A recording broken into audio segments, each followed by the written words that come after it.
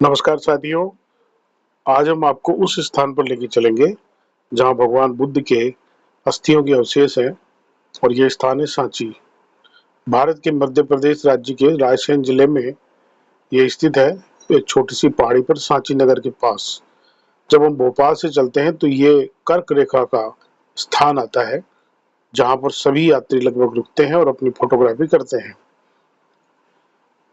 ये एक काल्पनिक है रेखा जिसको माना जाता है, ये इसके चारों ओर का स्थल है। ये बेतवा नदी के किनारे है और भोपाल से लगभग 46 किलोमीटर दूर सांची नगर स्थित है। बेसनगर और विदिशा से लगभग 10 किलोमीटर की दूरी पर है ये। यहाँ पर सबसे ज्यादा बौद्ध स्मारक है। सांची रायसेन जिले की नगर पंचायत है। इस स्तूप को घेरे हुए कई तोरण भी बने हुए हैं। एक स्तूप जो यहाँ पर बना हुआ है, उस स्तूप नंबर 1, ये सबसे बड़ा है।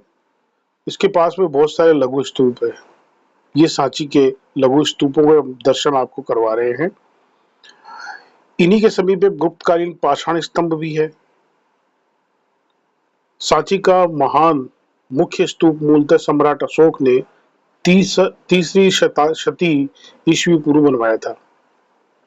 बाद में इसी सांची के स्तूप को सम्राट शुंगों के समय सामान्य लोगों के द्वारा जीर्णोद्धार करके और बड़ा और विशाल बना दिया गया था। इसके केंद्र में एक अर्धगोलाकार ईंट निर्मित ढांचा है जिसमें भगवान बुद्ध के कुछ अवशेष रखे गए हैं। इस इतिहास का जब इस स्थान के इतिहास का अपन पता करते हैं तो लगता है कि इस स्थान पर दूसरी शताब्दी ईसा पूर्व में तोड़फोड़ की गई थी। शुंग सम्राट पुष्यमित्र शुंग ने उत्थान से जोड़कर देखी जाती है। यह माना जाता है कि पुष्यमित्र ने इस स्तूप का ध्वंस किया होगा। शुंग वंश के अंतिम वर्षों में स्तूप के मूल रूप का लगभग दुगुना विस्तार पाषाण शिलाओं से किया गया था। इस पर विभिन्न प्रकार की कलाकृतियां भी हैं जो बहुत अद्भुत है। ये छतरियां एक वर्गाकार मुंडेर के भीतर बनी हुई है। इसमें अपने कई मंजिलों सहित इसके शिखर पर धर्म का प्रतीक विधि का चक्र लगा है। यह गुंबद एक ऊंचे गोलाकार रूपी ढोल निर्माण के ऊपर लगा था और उसके ऊपर 2 मंजिला जीने से पहुंचा जा सकता था। भूमि स्तर पर बनाए पाषाण परिक्रमा एक घेरे से घिरी थी।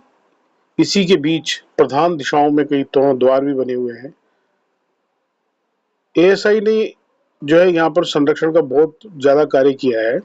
ये देखिए भगवान बुद्ध की एक अद्भुत और दुर्लभ मूर्ति जो है, जो समय की मार से टूट गई थी, इसको संरक्षित करके रखा गया है। अब वो बात करते हैं अपन सातवाहन काल की भी। तोरण एवं परिक्रमा 70 ईस्वी पूर्व के पश्चात के बने थे और सातवाहन वंश द्वारा निर्मित प्रतीत होते हैं। ये वर्तमान में जो आप देख रहे हैं, ये सारा का सारा संरक्षित किया गया है। यहाँ पर जो है दक्षिण के तौर पर एक चौखट सातवाहन राजा सतकर्णी की ओर उपहार में मिली हुई है। और सबसे बड़ी बात है कि भारतीय मुद्रा पर जो है इसका चित्र अंकित है। आप जब ध्यान से देखेंगे तो इसका चित्र भी अंकित है। स्तूप यद्यपि पाषाण निर्मित है किंतु काष्ठ की शैली में गढ़े हुए तोरण वर्णात्मक शिल्पों से परिपूर्ण हैं। इनमें बुद्ध की जीवन की घटनाएं दैनिक जीवन शैली से जोड़कर दिखाई गई है। देखने वालों को बुद्ध का जीवन उनकी वाणी भली प्रकार से समझ में आ जाता है। ये ध्यान कक्ष हम देख रहे हैं इस समय, ये ध्यान कक्ष है। सांची और अधिकांश अन्य स्तूपों को संवारने हेतु स्थानीय लोगों के द्वारा भी दान दिया गया है। कोई सीधा राजश्री आश्रय यहाँ उपलब्ध नहीं था। दानकर्ता जो थे वो यहाँ देते थे और अपना नाम खुदवा लेते थे। कारीगरों ने वहीं पर उन्हें कहीं घोड़ा जिस पर वे अपने पिता के घर को त्याग करके गए थे, तो कहीं उनके पाद चिन्ह, कहीं बोधि वृक्ष के नीचे का चबूतरा जहां उन्हें बुद्धत्व की प्राप्ति हुई थी, इस प्रकार के दर्शन गया है। बुद्ध के लिए मानव शरीर अति तुच्छ माना गया था। ये देखिए यहाँ पर ब्राह्मण जो ये ब्राह्मणों का योगदान भी रहा है और बुद्ध काल का भी योगदान रहा है। वर्तमान में ये यहाँ पर जो है आगे की शताब्दियों में अन्य बौद्ध धर्म और हिंदू निर्माण भी इसमें जोड़े गए, जैसे मैंने आपको बताया था, और ये विस्तार 12वीं शताब्दी तक चला था। मंदिर संवत संख्या 17 लगभग, ये जो अभी आपको दिखा रहे हैं ये बौद्ध स्तूप है और ये कर्क रेखा है। इसमें इसका उत्थान जो है एक ब्रिटिश अधिकारी जनरल टेलर ने किया था 1818 में, और सांची के स्तूप का अस्तित्व दर्ज किया था।